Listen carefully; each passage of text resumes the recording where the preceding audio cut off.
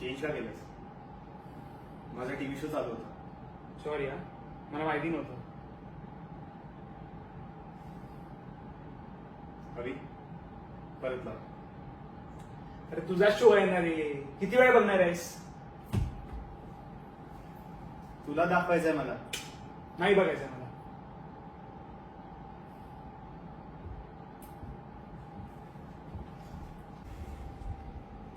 तुझा प्रॉब्लेम काय आहे रे बनी?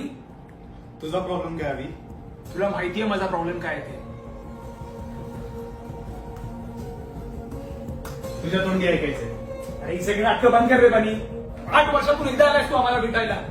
नाही म्हणून 10 कॉल केले असतील रे तू. चल 20.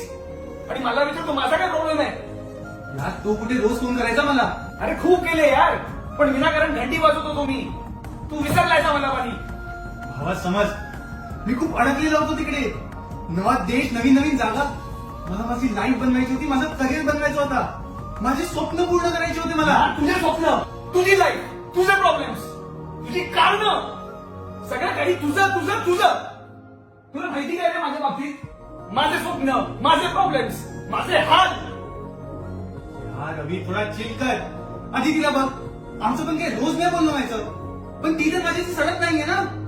अरे ते ह्याच्यासाठी, कारण आधी तिला अपेक्षाच नव्हती की तू येणार तिच्या लग्नासाठी. आणि कसा नसता आला, तू तर तुझ्या सख्या बापाच्या मैत्रीला पण नाही गेलास.